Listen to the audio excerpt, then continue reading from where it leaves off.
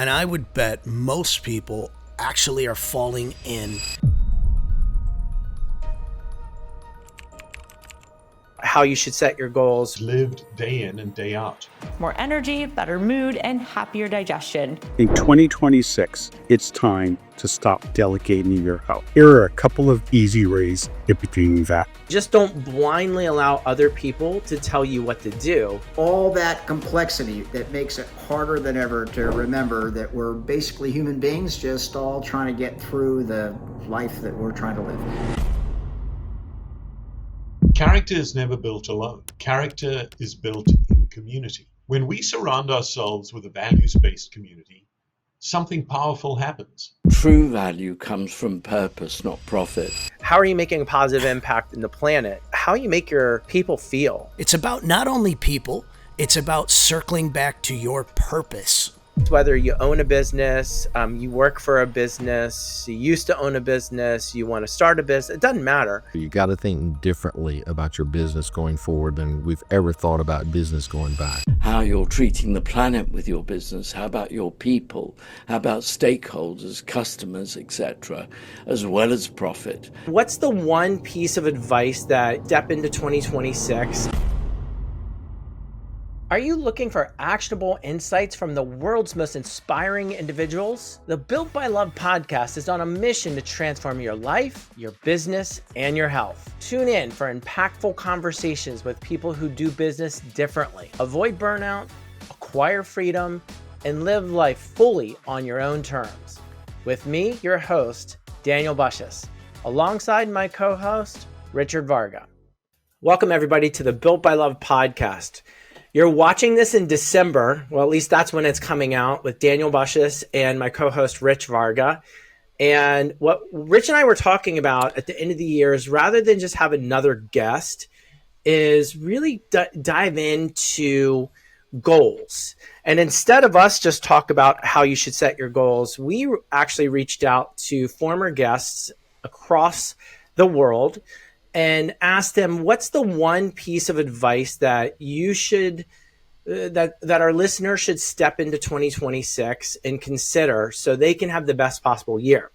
So what you're going to get on this episode today is you're going to get a montage of some of the key people that have been guests that are going to talk everything from optimization of profits, personal health, wellness, community. And I don't want to spoil it, but there's a lot of great feedback. And Rich, do you think we should start with maybe health? Start with Jennifer Brocksterman? Yeah, I think that's a good one. It's the basis from where everything comes from, right? Yeah, absolutely. I think that's a great thing. Okay, so for those, in case you missed the episode from Jennifer Brocksterman, she's a world-class registered dietitian. She's an entrepreneur and she's a founder of Nutrition RX, which is known for blending evidence-based nutrition with sustainable real-life habits. She empowers leaders, she empowers athletes and high performers to optimize health, sharpen our mental focus, and build a lifestyle that supports the biggest goals. And so without further ado, what we're going to actually do is we are going to listen to what she had to say. She was kind enough to send a presentation over for a minute, and then we're gonna have some comments on that. So let's go ahead and listen from Jennifer Brocksterman's own words. Hi, I'm Jennifer Brocksterman, a registered dietitian. If there's one thing I want you to carry into 2026, it's this: beginners complicate, experts simplify.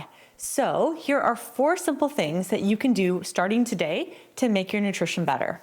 Number 1 is to use my 3 buckets rule: green or whole foods made by nature, veggies, fruits, beans, lentils, quinoa, sweet potatoes, nuts, seeds, eggs, fish, lean meats. Aim for about 80% of your week to fall here. Yellow are lightly processed foods like olive oil, whole grain bread, or plain yogurt. And red, these are our joy foods: pizza, chips, ice cream. They're not bad, they're just occasional. So I want you to enjoy them mindfully and without guilt. Number 2 is to set approach goals, not avoid goals. Instead of, don't eat sugar, say yes to habits you can repeat. Things like vegetables twice a day or half your plate, protein at every meal, 1 extra glass of water in the afternoon. Give yourself, a really quick check mark every time, because those tiny wins do add up really fast. Number 3 is to chase double joy. Pick foods that taste good and then feel good afterwards. More energy, better mood, and happier digestion. And finally, number 4 is to focus on your inputs, not your outcomes. You control your circle of influence: sleep, food quality, movement, and mindset, not the scale or the timeline. So own your inputs and the real results will follow. All in all, I want to remind you to be curious, to be kind, and to be honest with yourself. Curious about what works with nutrition, kind when you slip up, and honest about the next right step. You don't need perfection, just simple reps you can keep doing in real life. You've got this. All right. I took notes. So I don't know. Do you want to get started? Because she really broke it down into four rules, right? So what was one of the things that you saw that was a big takeaway for you, Rich? Well, it's interesting. I had two big call outs there. I think the first one, to me, I'll just go chronologically, I guess, is the 80%. I think you look at that picture and anyone intrinsically would say, oh yeah, of course, more veggies, more fruits, all the things really we just sort of grew up with. And I think we all intrinsically know. But I think even putting that number on it, I think most people would not fall into that 80% consumption. I think most people would have it inversed. And that brings me to another point, which I'll bring up later. It's somewhat critical of, where we're at in the current zeitgeist. But I think the big call out on that is 80%. That's a lot. That's a lot of real natural foods you should be incorporating into your diet. And I would bet most people actually are falling in to the reverse of that, where maybe they're getting 20, 25%, and the other part is built with breads and processed foods and sweets, big sugar, all those things. So that was my first big one, and I'll turn it over to you. Yeah, I think you hit the nail on the head on that one. That's what I was thinking is, technology is supposed to make our life easier. We've got our Apple Watches, we've got our smartphones, we've got our AI, we've got all of the things, right? And what's happened is we've just got busier and busier. Now, that relates really to food. Is what you'll notice is I've got to get started for the day rather than spend the time to actually, get your blueberries, make sure they're washed, put them in the yogurt, add some honey, make sure you've got an egg or whatever. Well, that takes a lot of time and effort, right? And so instead of that, I'm just gonna, not me personally, but the average person they're gonna drive to Starbucks. They're gonna get a flavored drink. It's gonna be loaded with sugar. They're probably gonna pick up something fast on the go to get to the office. And we find ourselves eating a lot of processed food rather than actually, one of the things she said in regards to the 80% rule that I took away from it was eat protein at every meal. And so most of the times that we're eating for convenience rather than eating for our health and sustenance is we're not getting enough actual of those whole foods, of the vegetables, of the protein, and we're loading up with a lot of processed foods. She called them, I made a note here, she said those the yellow bucket, right? So she said the green bucket, that's the 80%, that's the whole foods, the veggies, the fish, the protein. And then the yellow bucket is slightly processed.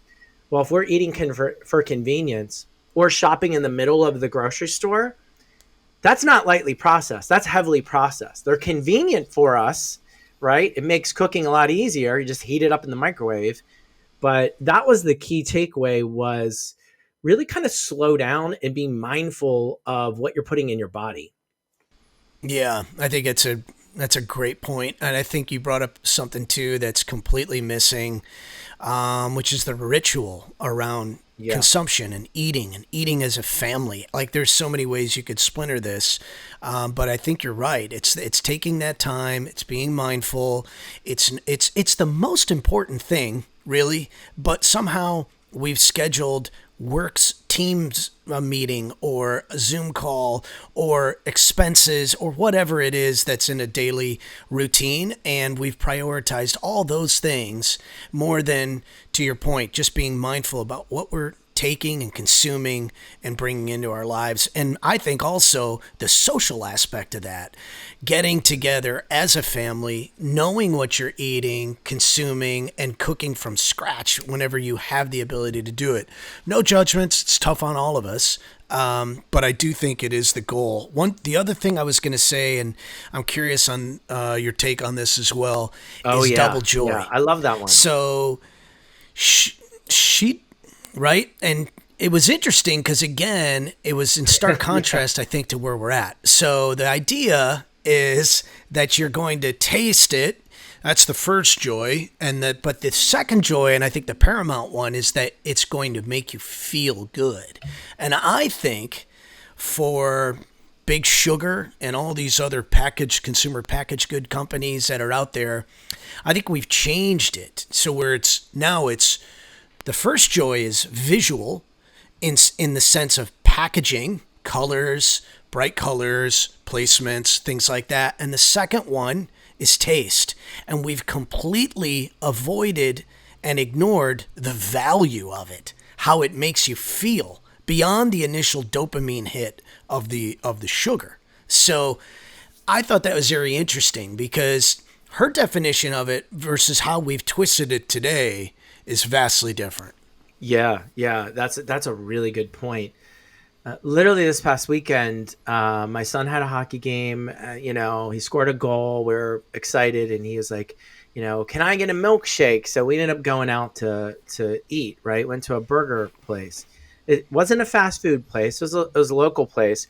But what I noticed, and this goes back to the double joy, right? Like, of course, it tasted good, and then the next day, felt bloated, like didn't really feel like that good. And it's likely, I remember I was talking to my wife about it, and she's like, man, I really feel like it's not like food poisoning. You just don't feel good. I feel bloated, puffy. And it's probably all the processing, like however they process the food, the seasonings, like all that stuff is not obviously organic. It's not healthy. And that's one of the things I think that our society has been conditioned for, right? Is immediate reward, right? It's convenient, it's fast, it looks good, it tastes good. But then the long-term effect of after you've consumed it, right? You don't feel good. It's not good for you, right? And so that's the thing is, I don't know, I'm aging myself by saying this, but growing up, it was all about everything took time. Like any meal you were making, whether it was lunch, you're gonna make yourself a cold cut sandwich. You had to get out, you had to slice the tomatoes. Like everything was just a thing. It took time. We've been conditioned now. We don't have time for that. We need to eat now. And I think we kind of need to go back to that, because if we did, then we'd be more mindful about what we're putting into our bodies, and we could have better decisions on everything from, mayonnaise. Like, what kind of mayonnaise are you using? Is that highly processed mayonnaise that's not organic, that's loaded with chemicals? Or is that something that's a whole food that's really just like the basis of what needs to be in there, right? There's not preservatives and all that other stuff. Yeah. And I like her approach to it. She's very positive. She's not non-judgmental. She's trying to simplify these things and just empower people. But it's those two things really stood out to me as, it's inverse of where we're at currently. And so I thought it was a good sort of like checkpoint to just kind of look at your own life and see. And it's a great point that I'll try to take forward as well, about just slowing down and not squeezing that lunch in, as something on the run or whatnot, but really being mindful of that time and what that is, and then going back to your life. Yeah. And then the final thing that she's mentioned that really kind of caught my attention, I love it, and I think I'm going to start using it from now on, is own your inputs. That was kind of profound for me, because it's one of the things, like own your outcomes. I've said that before, and to my staff and things like that, but own your inputs, right? Like she mentions here, sleep, the food quality, movement, and mindset. That was profound, is what you're inputting, not only from an emotional standpoint or a mindset standpoint, but a physical standpoint of what are you inputting, because obviously what the input is, the converse is going to be the output, like what the output is going to be. Move on to okay, well, yeah. Are we going to move on to Dan? Oh, okay, yeah, the doctor. That's a great one. Yep. Dr. Philip Avadia. Yeah. So as we're moving on, so Dr. Philip Avadia is a world-renowned heart surgeon. He turned metabolic health advocate. If you didn't listen to the podcast, you should. He talks about how he, for 30 years, operated on individuals that had heart surgeries. Talks about it was really profound, but he himself, as a heart surgeon, wasn't healthy. So then he went digging in to try to identify, like, how do you get healthy? How are you heart healthy? How do you stay away from metabolic disease and insulin resistance? And that started his own journey to getting healthy, which then, in fact, made him a metabolic health advocate. So he talks about practical, life-changing lifestyle interventions. His work bridges. You didn't start your business to be a full-time marketer. You started it to take control of your future and live life on your own terms, to earn abundantly, and to make a positive impact in this world. But somewhere along the way, funnels, lead magnets, landing pages, and email sequences became your second job. At Built by Love Agency, we get it, and we've got you. We specialize in done-for-you marketing that speaks your brand, sells your services, and brings in your dream clients without you lifting a finger. Whether you're ready to scale or just tired of duct taping your marketing together, it's time to hand it over to the pros. We've been in business since 1998 and have worked with over 1,000 brands, ranging from Fortune 500 companies to small businesses with visions to change the world. Our experience in what we do runs deep, and our multiple awards, accolades, and decades of happy clients shows what we do for our clients works. Visit BuiltByLove.com today to schedule your discovery call so you can get back to doing the work you love. An agency you'll love, results you'll love even more. BuiltByLove.com. Cutting-edge medical science with simple, actionable steps that help entrepreneurs and individuals reclaim their energy, their focus, and their longevity. So he was kind enough, he's obviously a very busy individual, kind enough to provide a recording. We're going to listen to that in just one second. His recording is not the best. He did it outdoors, but Rich, you and I will distill some of the gems of wisdom that he shared. So let's go ahead. Let's listen to that one. Hi, everyone. Dr. Philip Avadia here. I've done over 3,000 heart surgeries, and the common theme among the people that I operate on is that they have delegated their health. They believe that others can take better care of their heart from their can. In 2026, it's time to stop delegating your health. Here are a couple of easy ways of doing that. First, educate yourself. Learn about things like insulin resistance and metabolic disease that even your clinicians may not really know about. Second, be a stronger advocate for your health. None of us delegate the key tasks that it takes to run a business, and we wouldn't accept simple answers from key advisors like our accountants. So why do we allow that to happen when it comes to our health? And finally, pick one simple habit that's going to have a massive impact. Maybe it's walking or meal ticker. Maybe it's cutting out that soda that you drink. Everyone can find something that can help make massive gains. I look forward to sharing an amazing 2026 with all of you. I think he wins the award for multitasking on this podcast episode. So But the one key thing that he said, it was right in the beginning.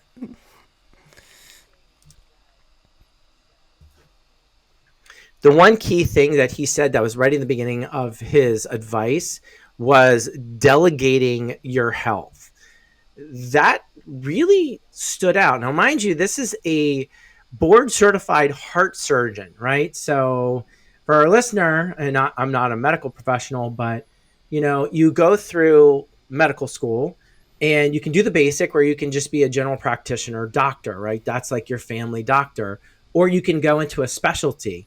Some of the most advanced and some of the most rigorous, which requires years of additional training, is one of them is being a heart surgeon. Another one in comparison being a brain surgeon, right? A key, a key organ that without it, you're going to die.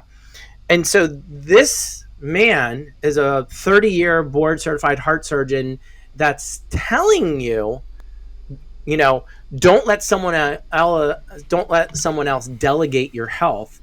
And we've been trained as a society to listen blindly to whatever your doctor says. That just jumped out at me. How about you, Rich?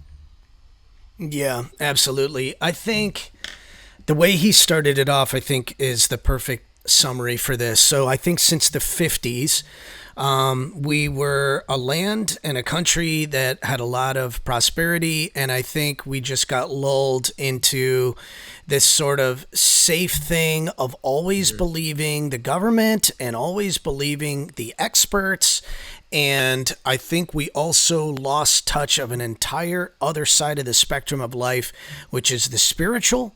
And with regard to medicine, I think is putting any sort of Eastern or holistic medicine as quackery and only listening to the science of things. And then even the way he starts it, he has to sort of give his credentials, his bona fides on this, which is he's done over 3,000 surgeries, which is amazing and incredible. However, in the past, we wouldn't have listened to someone that didn't do that. Right. So he's sort of gone through an awakening and a journey of going through the standard way of Western medicine and doing all these things. And he's come full circle and he's realized there's a holistic part to this, which also ties into what Jennifer was saying, which is our nutrition fuels disease, either positively or negatively. And so that to me was the biggest thing. And to me, it was take ownership. Don't trust the authorities. We're even seeing now the nutrition triangle and all these things have holes in it, and they're manipulated by lobbying groups and all these other things. It's take ownership. Don't delegate your health. It's the most important thing, and it ties into what you were saying earlier. I think, man, right. You nailed it. And we could have a whole conversation about conspiracies and things like that, right? But I think everybody that's listening to this podcast will agree with us that for the most part, the national medical system and the way that healthcare operates for us and our families is completely broken, right? It's designed that the food system and the quality of the ingredients in the food system is maybe not in a nefarious way, but the ingredients that are going into the food system that we're consuming are making us sick, right? We're, instead of being a society that's growing in health and longevity, we're getting sicker and sicker. There's more cancer. There's more diseases. We have the highest, obesity rate in the world. And it ties directly back to what we're inputting in our body. You could say lifestyle and other things. Yes, of course. But at the end of the day, if you're eating McDonald's and you're eating Cheetos and you're drinking, God forbid, milkshakes, I'm going to throw myself under the bus on that one. But, you're consuming a massive amount of calories that are not good for you. They're poisoning your body. And you're going to end up with diseases like metabolic diseases, autoimmune diseases. You're going to end up with a form of diabetes. And these things, and one of the things he had said, Dr. Vadia, not in his advice, but we can speak to it for a moment, is these things are actually curable, and they're curable by your diet, your exercise, what you're actually doing with yourself. So that was really interesting, is he's saying, hey, You have to delegate your health. Don't listen to other people. And then he even went one step further and said, just like in business, if you got a piece of advice from an accountant, you wouldn't blindly just take it and say, okay, I'm going to do that. You would likely seek another opinion. And he said, you need to be informed. Inform yourself and just don't blindly allow other people to tell you what to do, which speaks volumes in regards to, if you know that you're probably not moving as much as you should, and you're probably not eating as well as you should, and maybe you've got some health issue and you go to the doctor is going to write you a prescription. That's what the doctor's been trained to do, right? Well, once you get on one prescription, I'm thinking marketing terms, but that's really kind of what it is from a financial perspective, right? But once you get on one prescription, you're going to have some kind of side effects, and then you're going to go back to the doctor, and then there's this never-ending cycle of your perpetual sickness and draining on your bank account, where that's the current ecosystem that's out there, unfortunately. Yeah, 100%. Yeah, don't delegate the most important things in your life. Don't blindly trust that big institutions have your best interests at heart, because I think we've seen many times, especially in the last 5 to 10 years, they don't. And so yeah, I think that is it hits hard because it's the thing that directly affects you the most, your health. And so I think there is a revolution. We're seeing a number of people that have come through the traditional aspects of respected sciences and whatnot in this country that now are seeing a whole other dimension to that and seeing the full picture. So it's exciting. And I do think people like this doctor help to validate people in the past that would have taken a holistic approach and being dismissed as, fruits and nuts crackery that you would find out in California. And now you see that, there's some validity to that. Absolutely. Yeah. And then he goes, it was kind of hard here at the very end, but he said, pick one thing that you can do that's going to make a massive impact in your health in 2026. And then he threw out some examples. He said, whether it's walking or cutting out like the one bad thing that you continually do, like you drink the soda or whatever. And then I'm adding in lifestyle. So whatever it is, like if you're like, I don't have time, I don't know how to cook, and I'm just not gonna miraculously tomorrow go to the grocery store and buy all these like whole food ingredients of just a head of lettuce and so forth, and all of a sudden I'm going to start cooking. A lot of people, they can't make that change, and that's okay. So maybe for lifestyle, kind of leaning into what Dr. Varga says, is just choose one thing. And then once you kind of master that one thing, add in another thing, whether it's, getting that Starbucks that's loaded with sugar, and, moving it to, I'm just going to get a straight coffee, or I'm just going to get, an iced coffee without all the flavorings and without all the sugar. Start there. Once you master that, then you're kind of going to be on that right path to tackle the next thing and the next thing. Yeah, I think to that point, it's like I'm usually against more government intervention in things, but I will say putting the calories on things. Yeah. Really helps you make some smarter decisions, because you're right. Just on the Starbucks example, you look at it, it tastes fantastic, and you might think, well, maybe it's a little sweet, and then you realize, holy God, this is maybe 500 calories. Whereas I might be able to just switch to an Americano or drip coffee or whatnot, and it's 5 calories. And then you see the stark difference. So, I think one, journey of 1,000 steps, right, begins with the first step. So I think you're right. Just making small incremental things and being mindful of where you're at really could have a tremendous impact. Yeah. Before we move on to the next person, have you seen that video? I know it's been floating around on Instagram and TikTok, where they show you how much sugar is in each drink, and then they weigh it out and they say, this is how many sugar cubes this drink has. Have you seen that? And they're like, just by the way, the equivalent of this much sugar like a Starbucks Frappuccino or something is like an entire plate of cookies. Would you sit down and eat an entire plate of cookies? No. Well, that's what you're drinking like right now. Red Bulls, and then they show like the sodas and all that stuff, and they show how much like of the percentage of sugar is in that drink. It's insane. And you see kids lining up for, how many times have you seen a family and there'll be a 13-year-old kids will be having these, and they're just kind of drinking them like they maybe are a milkshake treat, and you're like, well, there's a lot of caffeine and a lot of sugar and a lot of everything else in there, and you're like, I don't know if this is something we should be normalizing for kids to have. Yeah. And same thing with your processed food, right? The food that they're adding all these additives to make sure it's shelf stable. And what you're getting in return from that by putting in cheap fillers is you don't have flavor. So you're noticing like random food that should never have sugar added to it has a ton of sugar added to something that should never have sugar in it. And once you actually start reading the ingredients, it's pretty profound if you're just buying from like the middle of the grocery store and you look at everything across the board. And then you What if the real secret to explosive business growth wasn't found in tactics, trends, or tech, but in something far more primal, something every human being craves? Love. Real, genuine, emotional connection. You've tried the funnels, you've chased the hacks, you've burned money on ads that promised magic but delivered mediocrity. It's not your fault. You've been sold noise when what your marketing needs is music.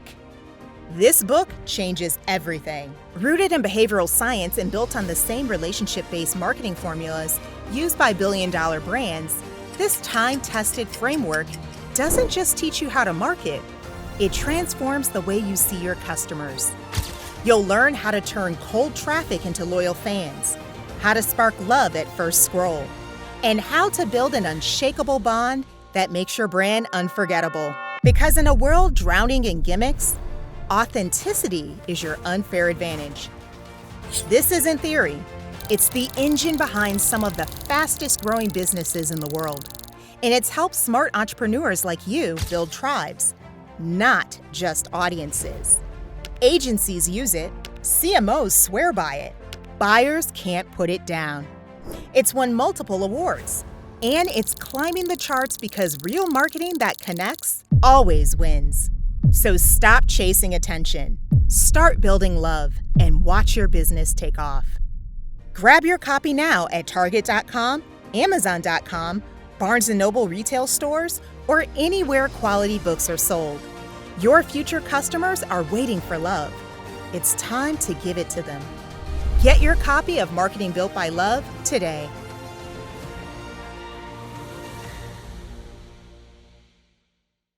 think individually like, well, I don't get those sugary drinks. That's not me. But then you look at all that food that you've put together throughout your day that you've eaten, and then it hits you like, that's why you can't lose weight. That's why you don't feel good. That's why you're having these issues. That's why the doctor's saying you're pre-diabetic, is because you're unknowingly loading yourself up with sugar that's hidden in the ingredients. I mean, you got to read the back of the box, and then you got to add up everything that you're putting into that meal. And then you start to notice, wow, I just had like 100 grams of sugar or something insane. Yeah, absolutely. Even something I remember seeing on ketchup, and I was like, really? I never would have thought ketchup was sweet. And then you're like, God, there's a gang load of sugar in ketchup, you know, and it is. Yeah, a ton, really. And then you realize it seeps into everything. And sometimes salt as well. Yeah.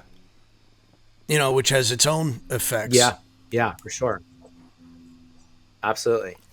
Well, moving on is Sean McGinnis. So Sean McGinnis, he's going to talk about community and a couple other aspects. But I mean, this guy is a masterclass in business. So multiple entrepreneur, CEO, built a massive company, successfully exited the company. He was the former president of YPO. And so, I mean, he's built and scaled and led multi-million dollar organizations around the world. He's had an impact with leaders from literally business owners and entrepreneurs from all over the world, keen insights. His current position right now, which he's doing more on a charitable aspect rather than needing the income, is he's the executive vice president of membership for Scouting America. So Scouting America is the Boy Scouts of America. They obviously allow boys and girls now, so it's a rebrand, Scouting America. And so one of the key things I think hits home that he's about to talk about, we're going to share it, which is community and character. Obviously, it's really on brand for his past of success building multi-million-dollar businesses, as well as running one of the world's most successful entrepreneurial networks, and obviously Scouting America. So let's go ahead, let's listen to what he has to say. If I could offer just one piece of advice about community, it would be this. Character is never built alone. Character is built in community. When we surround ourselves with a values-based community, something powerful happens. I've gained more friends and experiences. For me, I've been able to build a foundation of who I've become and who I can still become. Our character never develops in isolation. It grows through consistent credibility when our words align with our actions. It strengthens through reliability when we show up for one another consistently. It expands through pivoting and adaptability when we stretch, learn, and embrace new perspectives. And it becomes real through vulnerability. That's when we feel safe enough to be honest, to ask for help, and to try again after setbacks. It's what I call the formula for character. And values-based communities are one of the few places where that formula is lived day in and day out. Think of our young people who learn courage by watching others lead. They learn service by seeing it modeled in simple, everyday acts. They learn integrity by being part of a group that expects the best from them and supports them in achieving it. None of this is accidental. It happens because mentors, leaders, volunteers intentionally create safe and sacred spaces for learning, sharing, and growth. Spaces where every person can say, I belong here, I matter here, and I can be something great here. In a world that can feel divided or disconnected, values-based communities offer belonging, purpose, a place where character can be developed, strengthened, and lived. So if you want to build character, join and then help build community. Thank you for listening. I think that was pretty profound in regards to, I mean, he really kind of went into a little bit of detail there. I've got a couple key takeaways, but one of them is kind of, I've summarized for me was the key to a great life, or one of the keys to a great life, is having character. What was something that kind of stood out for you, Rich? Yeah, it completely dovetails from that. Our character never develops in isolation. That quote hit, and I think it's why people are more interesting when they're more well-traveled. They're more interesting when they've got a variety of experiences. Even your friends, sometimes when you see if they've only been in one job, and I don't want to, I guess you could put a spin on maybe job hoppers, but there is something when you have a breadth of experience, you learn different skills along the way, and you just become a more well-rounded person. And that was the thing to me, it really hit home. It's really true.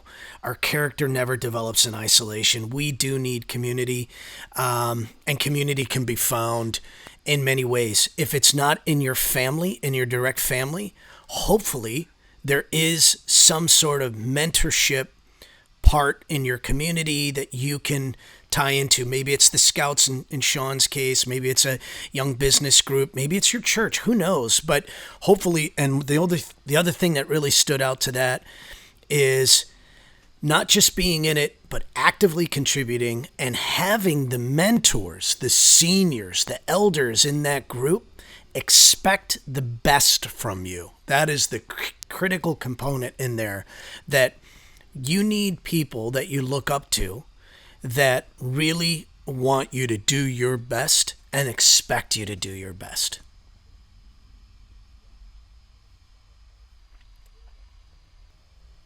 Yeah, I can't remember who said it, but you're the sum of the 5 people you spend the most time with, right? So everything from your level of expectations that you set for yourself, right? So if you're hanging out with people, and this speaks to community, if you're hanging out with people that are just cool with just getting by, I don't want to push myself.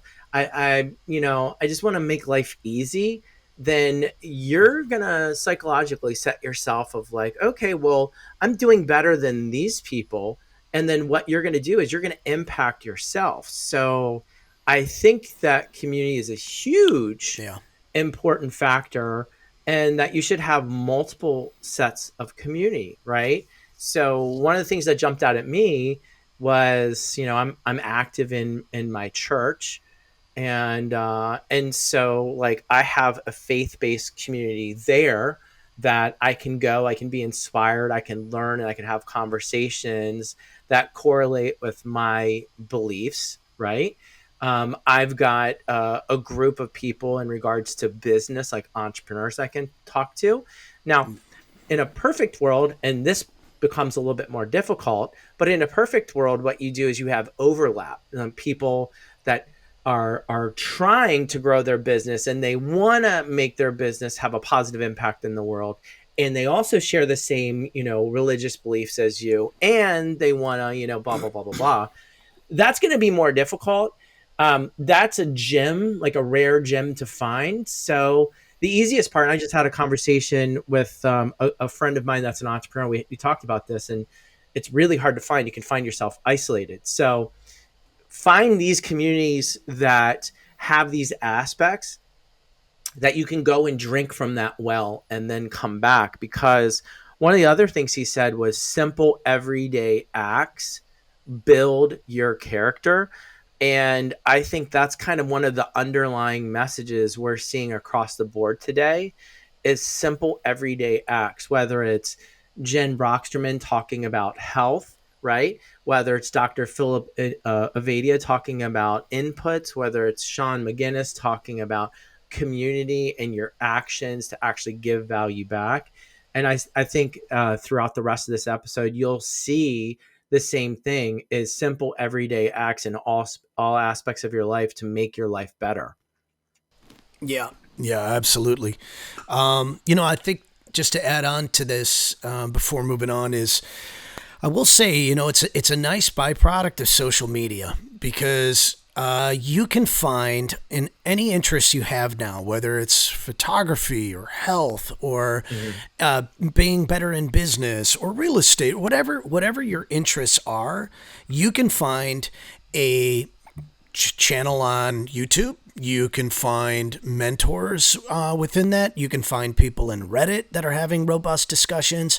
So I think even if you're remote, you can be in the most remote place in the world and you can still find a way to tap into some community, even if it's not in your local geographic space. You can find a place to connect with someone, connect with like-minded individuals that may be in other states, other countries, and find a way to get community from there and guidance, which I think is great. So if there's something to be said for social media, we have more information at our fingertips now that's free, and leaders and mentors that we can actually connect with than ever before. If you were a kid in a small town, your prospects could have been limited. And that's why we had people moving to the coasts, right, to get in the mix, to find people. But now I think you can be virtually anywhere and launch the best version of yourself.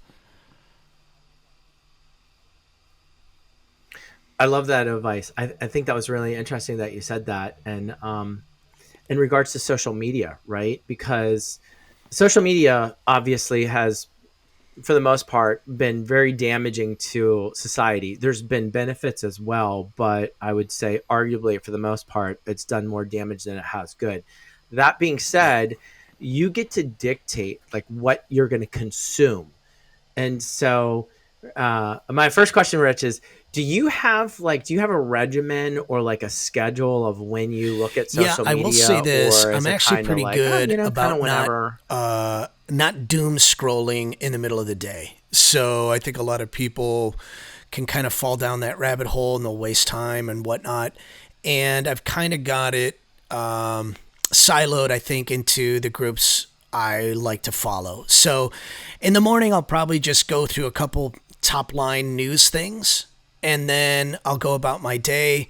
And then at night, I'll just pop around to different things or maybe whatever's interested. Sometimes it is kind of fun to go down a rabbit hole, and for 1 week, you're like, wow, I just went through the whole background of how they made all these classic music tracks in the 70s. And you might go through a bunch of those like documentaries or finding out film production but then I'll go into like, lighting techniques and best things, So yeah, I try to keep somewhat hygienic, I guess, on trying to... You've built the business. You've made the money. But deep down, you know that's not why you're here. You're here to rise, to embody elite health, to deepen the love you give and receive, to lead with purpose, to leave a legacy that outlives you.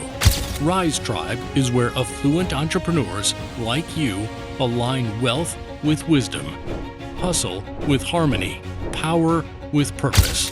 This is not another mastermind.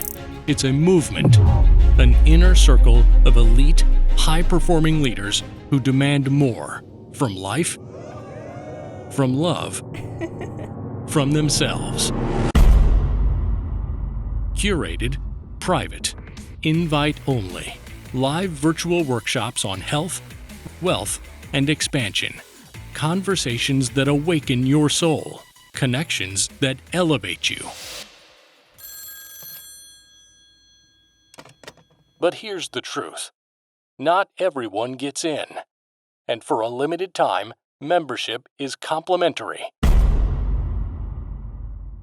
Keep these things in their proper spaces and don't let it intrude too much when I'm supposed to be productive in the afternoons. How about yourself?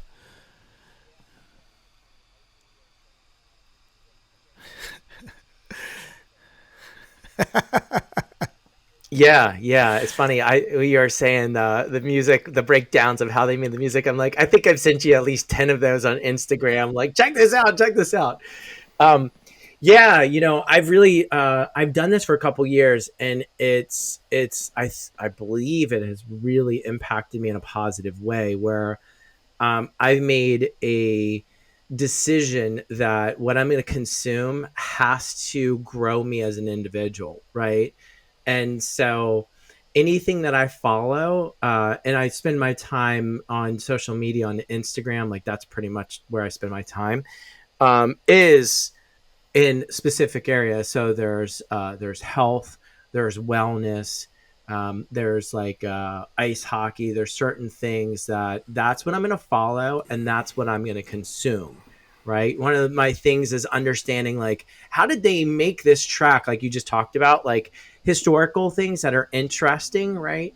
And so I made it a point to do that. Now, in regards to my schedule, in the morning, I will only check Instagram. That's the only thing I'll check. And I'll only check the messages. That's it. Like, I won't scroll at all. I'll just check because obviously I think, at least on my side of the fence, most of my friends, we kind of communicate now on Instagram rather than text messaging. I don't know why that's kind of happened, but it has.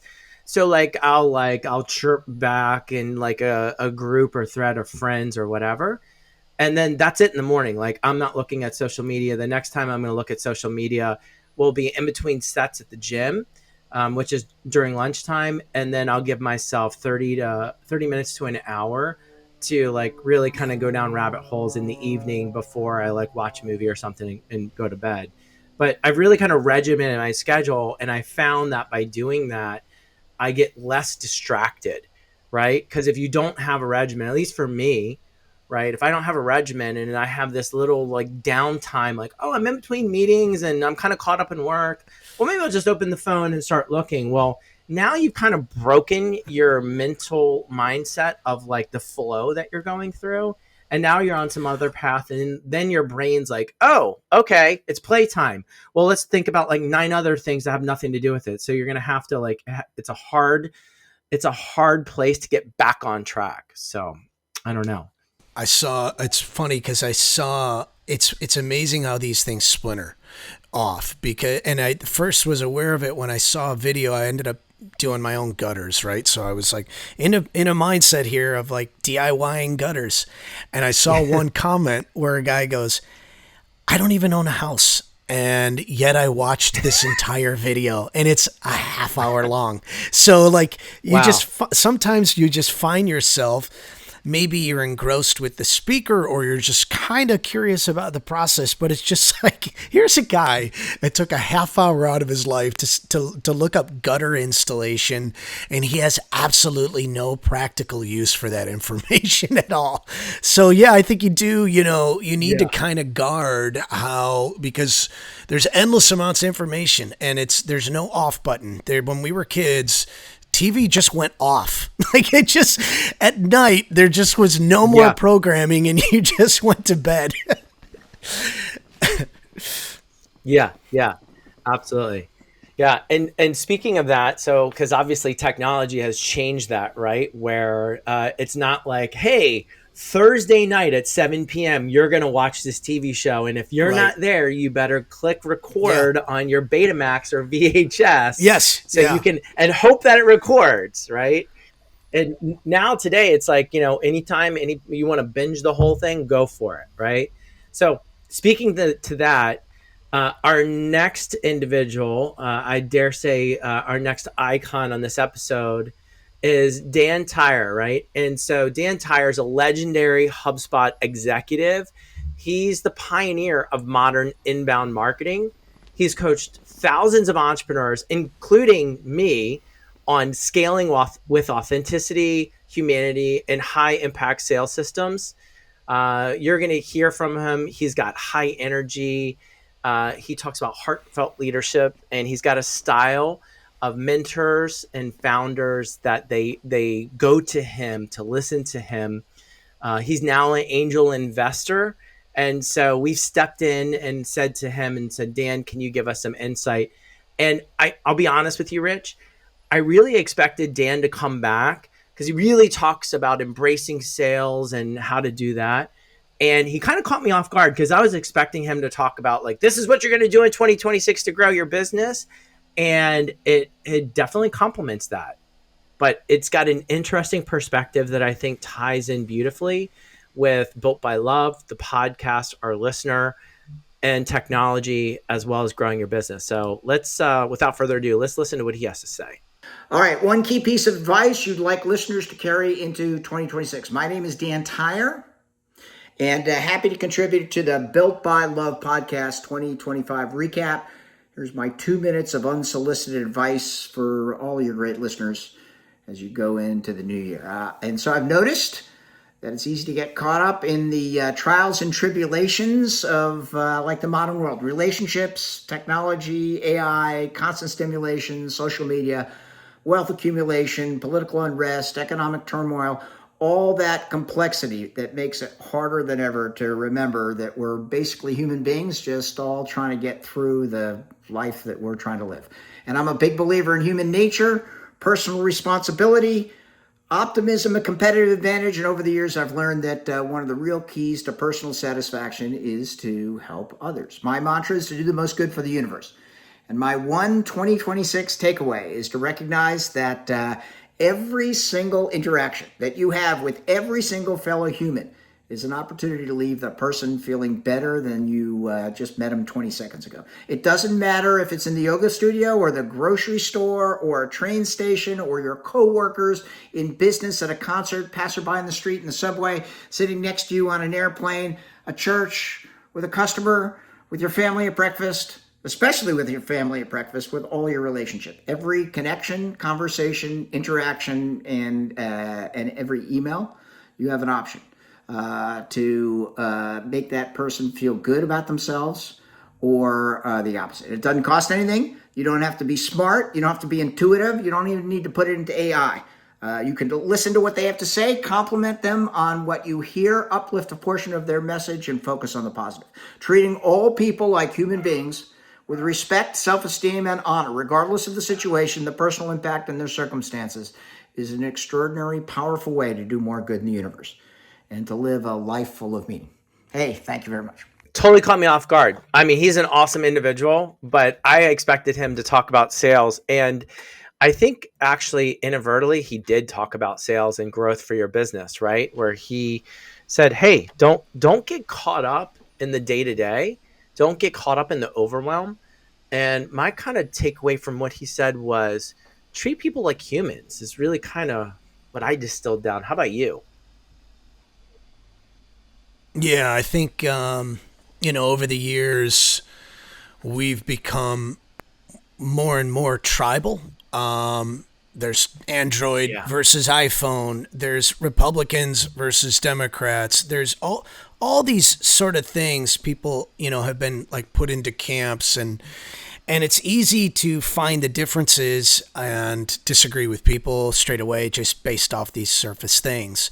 And I think his advice, he took the words right out of my mouth. Everything he said just resonated completely. It's just the golden rule, right? It's been with us for millennia. It's treat people the way you'd like to be treated. In a world that becomes more automated and mechanized and disenfranchised and unconnected, we do lose sight of humanity, and it's time that we look at each other as all going through this, and there are many challenges along the way, and just treat someone with a little bit of grace and kindness, because you don't know the cross they're carrying. I love that. I was just going to mention that is you have no idea what battle that person is fighting, and everybody's fighting their own battle. And in their own world, what might seem trivial to you could be a mountain to them, So I read something the other day, and it was saying, hey, the person that cuts you off in traffic and then, flips you the bird, the person that says something rude to you while you're at the restaurant, or the customer service agent, like wherever in the business, that says something rude, instead of immediately being reactive and say something or do something back, right? Wonder to yourself, I wonder what challenge they're going through in order for them to have that action. And it was kind of, for me, it took me kind of like, wow, like I never actually thought of it that way. Like, hey, we all know for the most part you're acting inappropriately, right? Whether it's the thing you did or the thing you said, but something must be triggering that. And most of us don't put that blessing, that courtesy on someone else to be like, they must be going through something hard and it's showing through, right? We just immediately judge. And you mentioned it, Rich, which is labeling. It's so easy to dehumanize someone by putting a label on them. And you mentioned it. It could be politics, it could be religion, it could be color of your skin, it could be anything, right? Well, that person's a Republican, and this or that, or that person likes that sports team, or and all of a sudden, what you're really doing is you're removing that person of being a human being, and you're putting a label on them, which is going to give you the leeway, so to speak, to then treat them improperly or to say something improperly. And so I thought that was a really interesting thing. In my company, we rebranded in 2015 as Built by Love, and it was intentional because I wanted to attract entrepreneurs and clients that really wanted to build love in their own families, build love in their businesses, and build love in the people, their customers that they served, right? And so a lot of marketers, including some that are very famous that were mentoring me, had said, I would never do that. Why don't you call it like accelerate your results or something like that? You're going to get more customers that way. I said, respectfully, I don't want more customers or more clients. I want the right ones, because it really sucks to have to do business with people that don't care about other people, don't care about their employees, don't care about the people they serve. And I don't want to go yet to the next person because he actually speaks to this, but I think there's an underlying thread of, treat people with respect and make sure you're engineering great experiences. It's one thing I'm trying to do personally every single day. Privately, I ask God, like, hey, help me be a better person tomorrow than I was today. And that's one of my mantras I say every single night before I, put my head on the pillow and go to bed. And I try to convey that in my business too, because whether you own a business, whether you're a spouse, whether you're a parent, whether you're just someone that's trying to get through the day or the week, however you can improve someone else's life, right? Just in a gesture of holding a door or just smiling at a stranger, you never know what they're going through. And by paying it forward, it's always going to pay it back to you in dividends. Yeah, absolutely. And you see it, like you see there's a lot of pain, right? Like you can go on Nextdoor and people are revealing parts of their lives that are incredibly personal and trying, and yet they feel like they're just putting it out on a community bulletin board or on Reddit, where they really probably don't even know who's on the other side reading this. So there's, life really has gotten complicated. There's a lot of challenges, and I think, to your point, just being mindful of that, we'll all end up in a better place. Yeah. And I think that speaks volumes of like, find, act in order to improve, right? So everything you do, ask yourself, like, can I make this person's day better? Can I add more value? Can I be a better person, right? It starts with your health and nutrition. You've got to treat yourself with that respect, right? You've got to do, like Dr. Avadia said, one thing. Just do one thing that's going to make your life better, right? And if you improve your health, you're going to improve your clarity, your energy, your drive.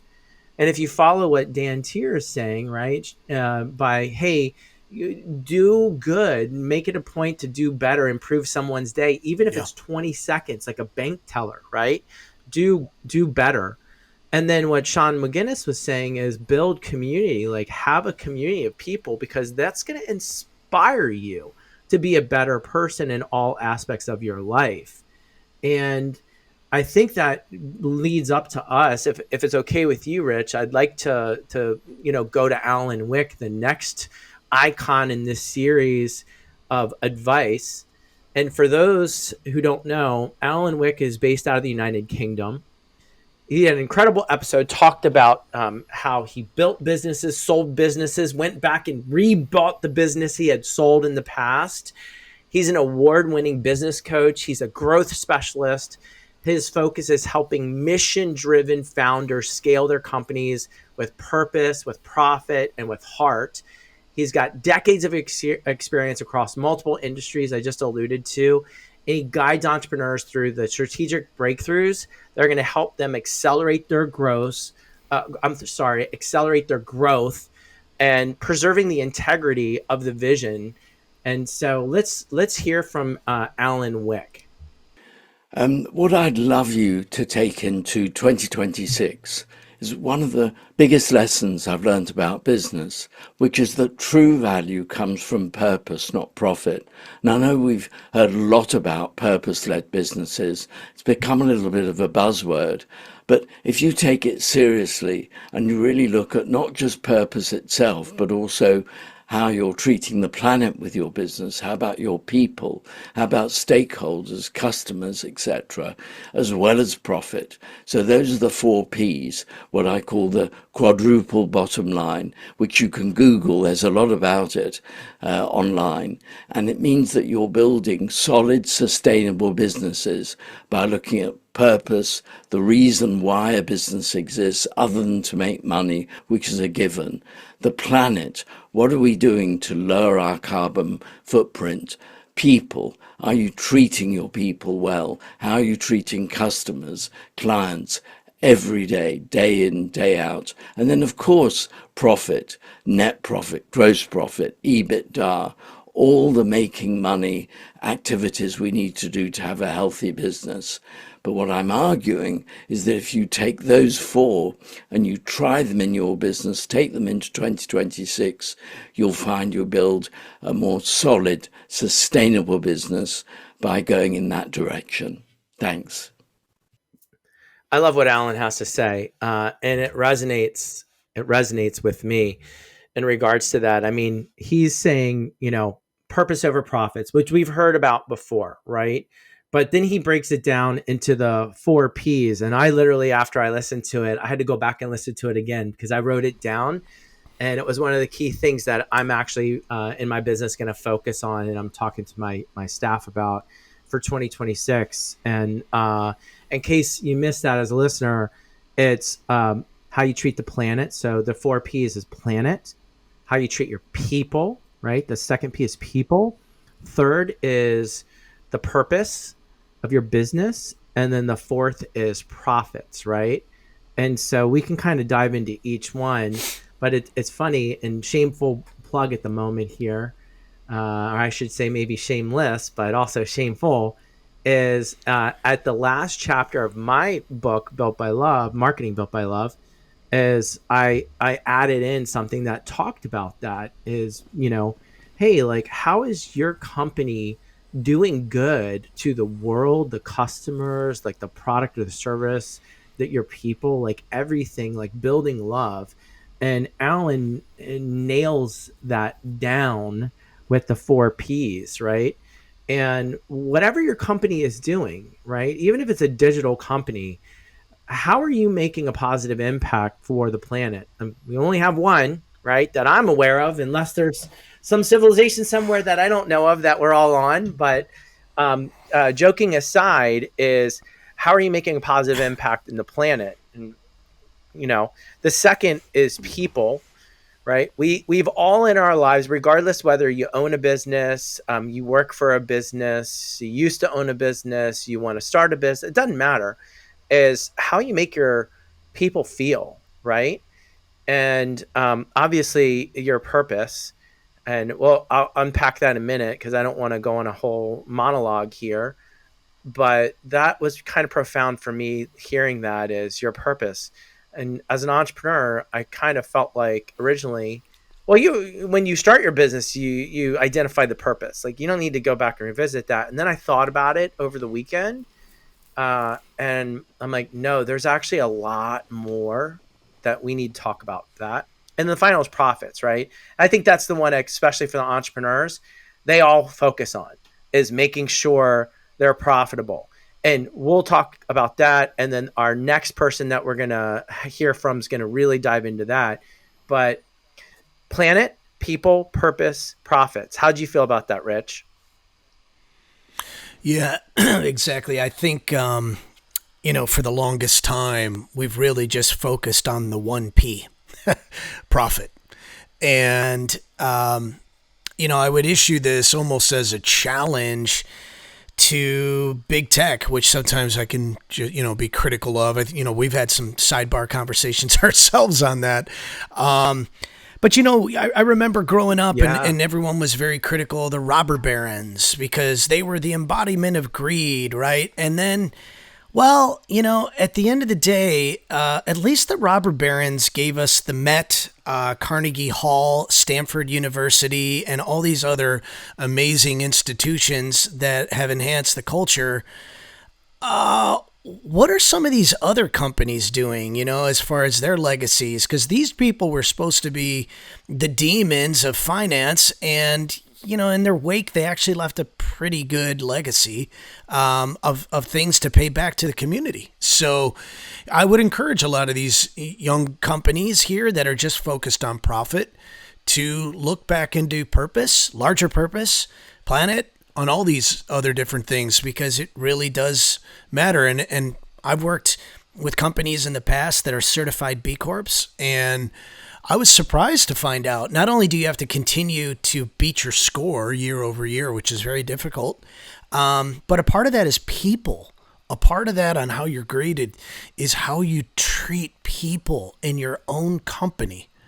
And, first, a great way to start enhancing people's lives interacting with your company, pay for someone to answer the phone. Let's just work small. Let's work locally and incrementally to make a big change. Can I just talk to someone that's not reading off a script, that actually knows the company and is there to help me on customer support? That would go miles. Oh my God. Like, I could spend an hour on this, and I know you and I have talked about it offline, but I think I was telling you, Rich, I will gladly pay the Restoration Hardware prices for their furniture. They get a bad rap, and people are like, oh, they're so overpriced, and their quality is not as good as this or that. And when people say that to me, I'm like, we exclusively buy Restoration Hardware furniture in our home. And it's not a thing of like, look at us, we're fancy. It's furniture in your house. It's not like you're carrying around like a handbag with logos all over it, right? And the reason why is call them if you have a problem anytime. And you know what you get? You don't get an automated phone system. You get a live person. And you know what? And I'm not knocking other countries. You get someone right here in the United States. Yeah. Oh, hi. What's your name? Daniel. Daniel, how are you doing today? I'm doing well. Hey, this thing broke off the coffee table. And gosh, I don't even know where the receipt is or I don't even remember the name of the coffee table. And I don't even know what to call this thing. Can you help me find, like, is there a replacement? Oh, no problem. Hold on. Oh yeah. So you've got this. I see you got it. Can you describe the piece? You want to send me an email? Take a photo and send me an email. Oh, I see what you're talking about. Give me a moment. Yeah. You know what? It'll be there tomorrow. Well, what do you mean? You didn't even, like, that's it? Like, what do I owe you? Oh, it's nothing. Really? Like, yeah. You're good. But I bought this thing like 6 years ago. Yep. Yeah, you're covered. Yeah, let us know when it gets there. If you have an issue, just call us back and we'll walk you through. If you whatever. Sorry that you went through that. Yeah. No, it's okay. My kid kicked the thing. It's not your fault.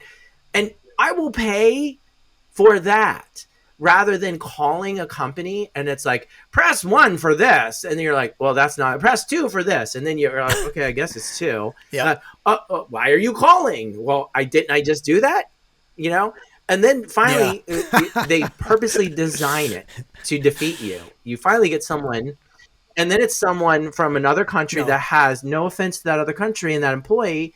It's not their fault. It's designed for them to be powerless, have no say, read a script. And the second that you say, well, that's not the thing, they have to transfer you. I mean, like, I could go on for days about it. It's, hey, why don't you design your company to actually build delight? And if you do, and you actually are focused on people, right? Then not only can you charge more because you're going to deliver a great experience, which is going to justify the price, and then build immense customer loyalty that's going to stay loyal to your brand. And then they're going to be a brand advocate and go out there and tell the whole world how great, like I'm doing now for Restoration Hardware, and they're not paying us, right?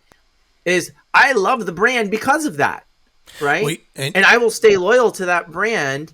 The next time we need a piece of furniture or whatever, you know where we're going. We're going there, right? Can we get it for probably half the price somewhere else? Yes, but you know what you're going to have to deal with, God forbid, if they'll even support you if something goes wrong. Good luck on that one, right? And if you do that, you can charge more prices. And then going back to what you said, full circle, Rich, is you can treat your people well.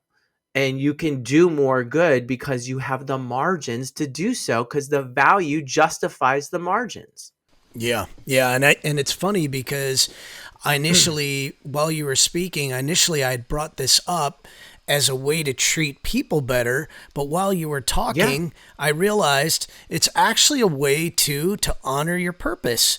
It's not that we just put this product out there and now we are totally distancing ourselves from the ownership of it and the experience of it, and we're just farming that out to another location with someone that has no ownership or even knows what they're talking about. They're rifling through scripts and whatnot. It's a way to say, this is what we stand for. We stand for making the best workbench or sofa or monitor or whatever it is, or blender, and we're here to have a dialogue with the people that continue to use those products and have a good experience with them. So it's about not only people, it's about circling back to your purpose. Yeah.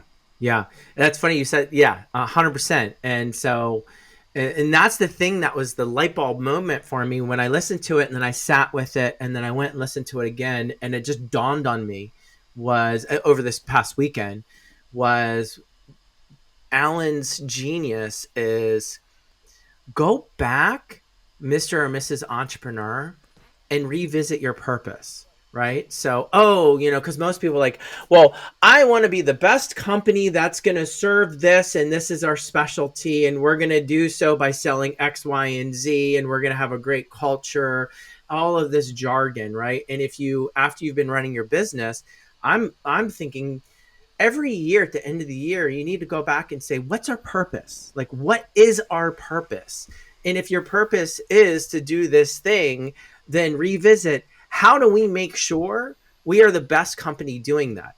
Like, and it's not necessarily like, yes, of course, like you want to have the best execution of the thing, whether it's like you're making steaks at a steak restaurant or you're making websites for a customer, whatever it is, like, yes, all that stuff. But like, what really is anyone can do that. You can get that anywhere. So what's really the key driver? What's your purpose?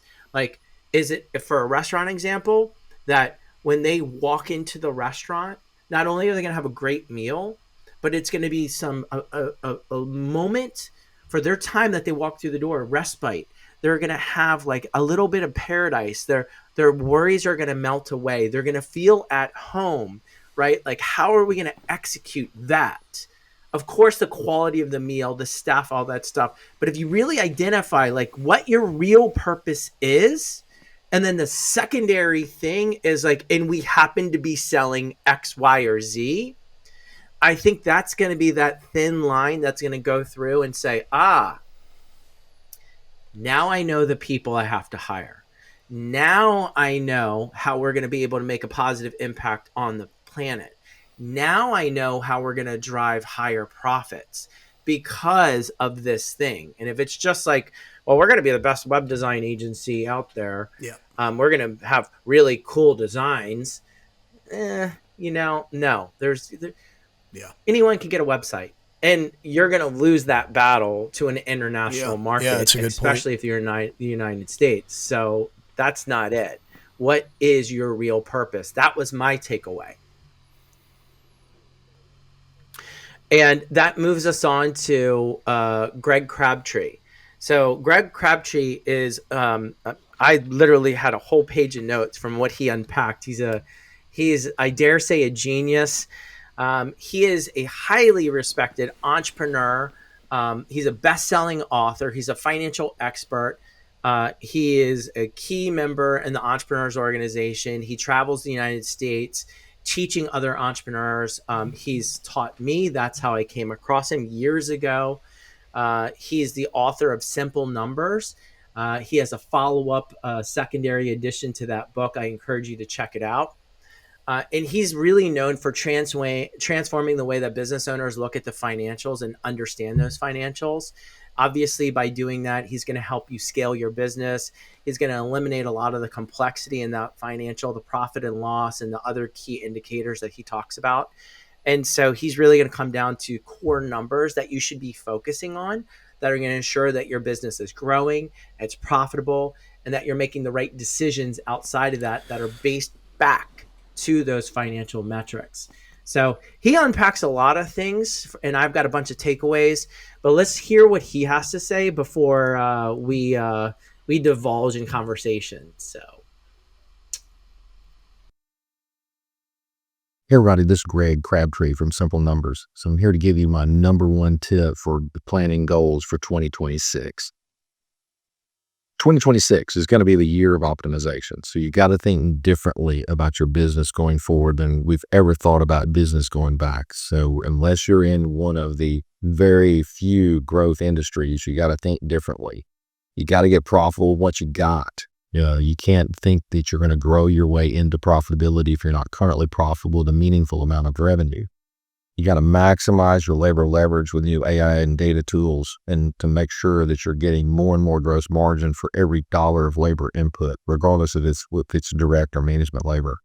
And then you got to create capacity to take on new customers from failing businesses and competitors. Growth is going to come by gaining market share, not by overall market growth. That is a good thing, that you will start getting to be rewarded for being the better business in your marketplace, rather than everybody can gain just because the market is so hot. So get ready. It's going to be a good ride, and follow these tools and you'll be a success. I'll be honest, when he sent it to me, I listened to it, and then he had asked, he's like, "Hey, is it good?" And I'm like, "Yeah, yes, it's fire." And then I had to listen to it 3 more times, because every time I listened to it, I distilled more and more takeaways. Will you allow me, Rich, just to kind of give a whole rundown real quick? Because there's a lot there that I took away. So the key thing, I guess, the overarching theme here is 2026, and Greg Crabtree's advice to us is a year of optimization, right? And I thought that was really interesting, right? He said, the other thing I caught at the very end is he says 2026 is going to be a hot year for the market, right? And so that means there's going to be an influx of cash. That means if there's an influx of cash, if the markets are doing well, then that means entrepreneurs are going to have more access to money. Consumers are going to spend more freely. So all businesses are going to thrive. And instead of him saying like, "Hey, go out there and do more of the same," he's saying this is the year, because we're going to have a solid market. Thank the Lord. Is you need to optimize. And he said a couple things that I thought were really interesting. You can't grow your way into profitability. I wrote that down. I was like, wow. And it alludes to, Rich, what you and I were just talking about a couple minutes ago, is these tech companies, right? They just keep burning cash and burning cash and burning cash.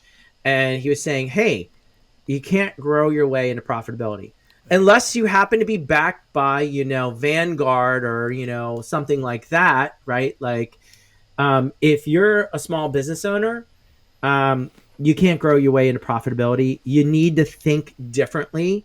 You need to have more gross margin for every, gosh, I can't talk. You need to have more gross margin for every labor dollar spent. He calls it input, right? Because obviously he's an accountant and an economist. He's an accountant, an economist. And so input, right? That's market inputs. And so that's what he had said is more gross margin for every labor input. I'm translating that for the listener in case you're like, what is that? That's for every dollar in labor that you're spending to produce something. He's saying you need to get more gross margin out of that. So he suggests like you've got to utilize AI, you've got to utilize other tools. But the other key thing I had written down was you need to create more capacity. That was an interesting take. So capacity to be able to take on more customers. So optimization in your processes in your business. So if you're a service-based business, then we all know that your highest cost center is labor, right? And labor is going to dictate your profitability. So how can you think differently to leverage AI, other tools to reduce your labor costs? So then by doing so, yes, you'll be more profitable, but really what he was speaking to that was interesting was you're going to have more capacity to be able to do more business. So that's how you're going to be able to do more business, is by optimizing your internal processes. And so then the final takeaway I kind of pulled from that was being the better business in the market so you can grow as the market heats up. And so that was kind of, it took me a third time to hear that, to actually like to distill that down. Maybe I'm just not the smartest or the sharpest tool in the shed, jokingly, but that was an interesting take, was, hey, optimize. If you optimize so you can have more capacity, rather than saying, we just got to hire more people. He's saying, no, be more efficient, utilize the tools to drive more gross margin for every dollar you spend in producing that widget, right? And then that's going to give you more capacity that you can go out, you can be a better business, and that's going to grow your market share. So those were my kind of key takeaways. Thank you for allowing me to be on that soapbox. So I'm going to step down now. No, it was all good. I mean, you've actually been mentored by him, so I was curious to see what your take was on that.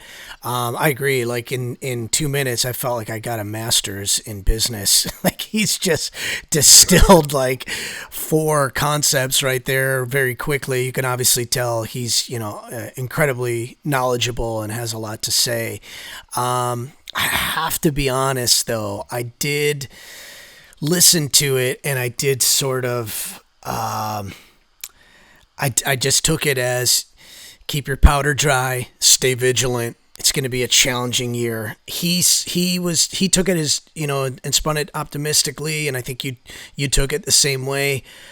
The part that stood out to me, and I'm not trying to be negative on this at all. It was interesting, as he just said, growth is going to come from market share, which is like, now we're eating each other. Like now it's, it's not that the tent is going to expand. This is going to be a survival of the fittest moment, and do what you can to maximize your efficiencies, to maximize every dollar that you put into the company, because we're going to start to whittle this down.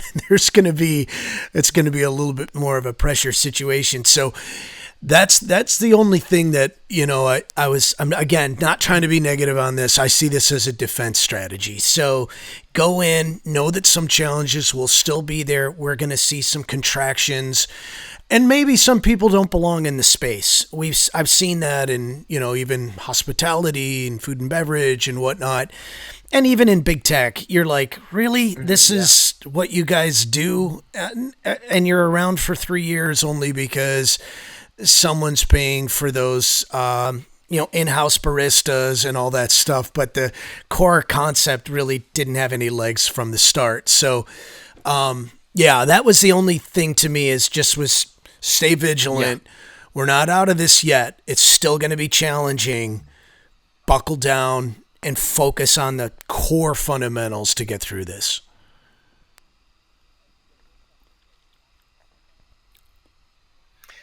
That's interesting, because after you said that, I thought about it. I'm like, oh my gosh, and that's selective hearing, because I remember he did say that, right? Is you're going to grow market share from failing businesses, right? And so, that's like, now that you said that, that's I'm like, great. Oh yeah, I did hear that, but I guess I chose not to hear that part, right? And that's and I think that connects the dots between what's your purpose, right? And yes, you got to, like, as Greg Crabtree always says, you got to know your numbers, right? And so that's one of the takeaways we need from Greg Crabtree for stepping into 2026 is know your numbers, right? And also have that lens of, like, what's your purpose, right? Like Alan was talking about is, why do you exist? Why are you here, right? Because there's going to be a lot of businesses that do what you do. So what differentiates you? And that's got to be by your purpose, what you're doing. And then as those businesses that continue to do the same, that don't have a meaning, that are dehumanizing or not treating customers with love and value, like what Dan Tier talked about, right? So if we do that, then we can grow our market share. As Greg Crabtree's saying, hey, 2026 is going to be a hot market, but you're going to grab your market share from those other businesses. And so in order to do so you have that capacity, it's not about hiring more people. It's about being more efficient, which was an interesting perspective. So as as cannibalism starts to happen, and it's already happening in 2025, right? Because AI is eating everything, right? And so as cannibalism starting to happen, and your addressable market, especially if you're a service-based business, right, is starting to shrink because AI is eating into your space. Well, it kind of sounds like, from my perspective, embrace it a little bit, right? By saying, okay, well, uh, you know, we should also see how we should be more efficient. Maybe we should embrace AI. Maybe we should figure out how we can cut corners in regards to extra trim the fat, so to speak, in our business, not in the quality of the product, not in the experience, not in necessarily the labor, like by paying our people less.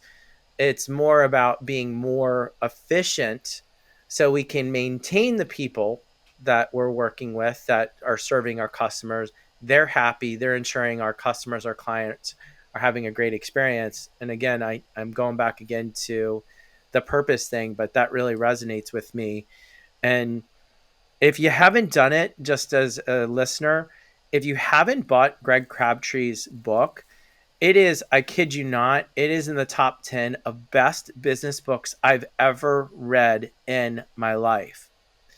I have this thing about math and financials. I hate QuickBooks. I hate looking at the profit and losses. It's a necessary evil, like you should, right? But I just hate those numbers and hate this and that and this ratio. It's just, someone as a creative person, I do not gravitate towards that. I run from it. And Greg Crabtree's book, Simple Numbers, you can get on Amazon, is profound, because he says these are the key numbers you should look at. And this is what this number explains for you. And by understanding what this number is, here's the lever or levers you pull based off this number, which no accountant is ever going to tell you. And if they tell you, it's usually going to be something that has really nothing to do with how you're actually running your business. And Greg Crabtree gives you exactly the right prescription in his book, as he alludes to in his advice for you. So now that I'm saying it out loud, I'm going to reread his book as I step into 2026, because that's going to help me even have more clarity and vision for making sure that my agency and my book of business, that we're doing exactly that. If you'll allow me, what I'd like to do is I'd like to switch to the very last one, and that's going to be some advice. I figure, Rich, if we can't speak to some advice as we've had icons on here, then I feel like we're just talking about the sage advice others have given. So I wanted to add one if I can, right? It is our podcast, so why don't we plug our own? And the short of it is this, excuse me.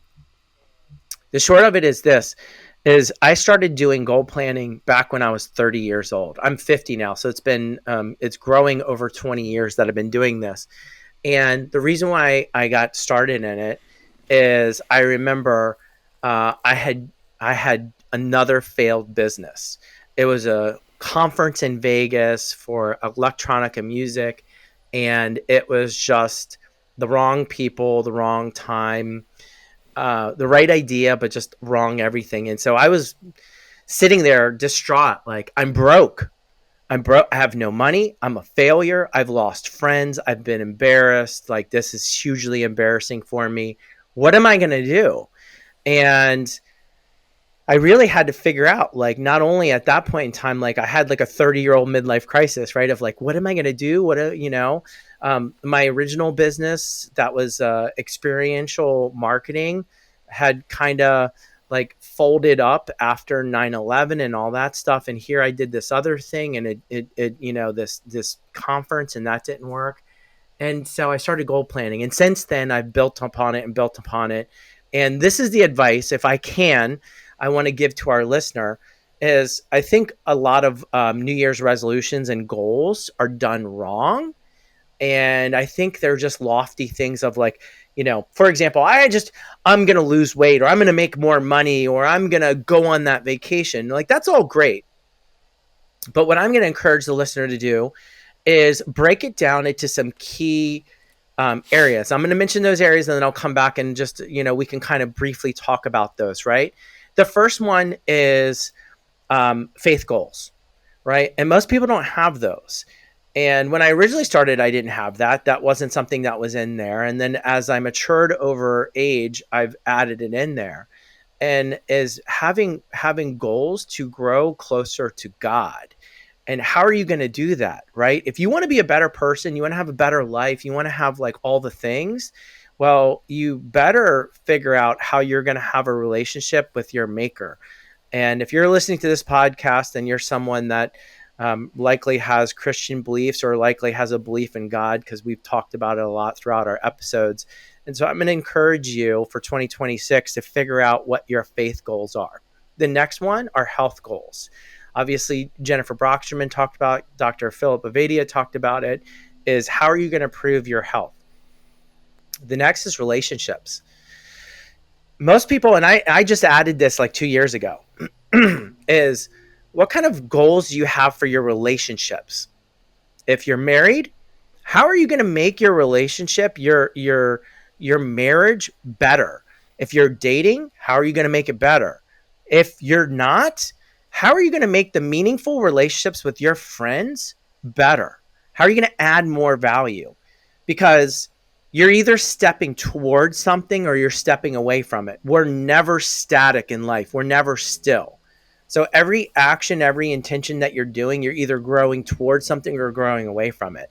And if you have valuable friendships, valuable mentorships, valuable communities, Sean McGinnis talked about it, then you should really figure out how you're going to improve and add more value to those relationships that you have. The next topic or category that I encourage you to think about is wisdom. Like that's learning, that's reading, and we could talk a little bit about that. The next is building. Like, are you going to build a business? Are you going to build a legacy? What are you going to build? Add some goals there. Like, obviously, if you're an entrepreneur, you should have your own completely separate, business goals of your KPIs and all your rocks. But just from a personal perspective, like I would just say build. Like, what are you going to build this year from a personal perspective? Next, there's just three more. Next category is financial, right? What are you going to do financially for yourself, for your family, for your loved ones in the new year? Next is travel. I call it experiences. You should have those. And then things goals. And so things goals are material purchases like, I'm going to buy a new phone, or I'm going to, buy this thing, or a TV or a computer, whatever those things goals are. And we can kind of unfold those briefly, Rich. But the one thing I will say, because a lot of people are like, well, your experiences, your travel, your things goal, those are just kind of like things that bring you joy. Yes. And I would say that from all the other goals that I just mentioned, faith goals are things that you should be doing every day, right? Health goals might be things of like lose weight or, exercise or whatever. But all the other things, like tie back those other things and have your experiential goals and your things goals as rewards for you reaching those other goals. So now you're like, if you really wanted to go on that Caribbean vacation, but you're like, oh, it's kind of expensive, I just don't have the time, it just doesn't make sense, right? But you reached another goal, that's the reward to then do that goal. What do you think? Yeah, I think a lot of times we do need to give us, rewards. We need to be kinder to ourselves and build those things in. And I think too, this whole thing is really just ladders up to what we were talking about earlier, in business. And we're all trying to not only build better businesses, but build better ourselves, individuals, is going back to your purpose. Yeah. Every one of those is, ladders up to your grander purpose in life. and whether that's to be more present for your family, to just have certain goals in your life, and knowing that all these are going to help you achieve that. I remember we did that as a company project when we had our summit in Mexico, and you know, you had us do it, and we sat there, and it was, you know, we all could have just drank margaritas and swam in the ocean, but having that half hour or an hour to really give some thought. And I was appreciative for it too, because it's so easy, just to go back to where we were at the start, it's so easy to just let life buffet you around, and you can just be at its whim. To specifically carve out some time that you're going to devote toward how you're going to steer the ship next year is very, very impactful. Absolutely. Absolutely. Well, maybe we can dedicate a podcast to talking about that. But for our listener, as we wrap the show, what I want to encourage you, whatever the takeaway is from any of the individuals that we've featured and talked about, is spend some time, like figure out, you know, and if you just listen to it as you're working out or driving or whatever, my encouragement for you is go back and find that one thing that resonates with you. All it matters is one thing that's going to change the trajectory of your new year and your life. Figure that out and invest the time. And then I encourage you to go back and listen to that episode of that person. I mean, obviously these are people we featured because we thought they were brilliant in the advice that they had to bring. And so maybe there's an opportunity for you to even do business with that person too. So whatever it is, we want to make sure that as you step into the new year, that you build love and that your life is built by love. So thank you, listener. And we wish you the best for 2026, and hope this episode helps to make that a reality.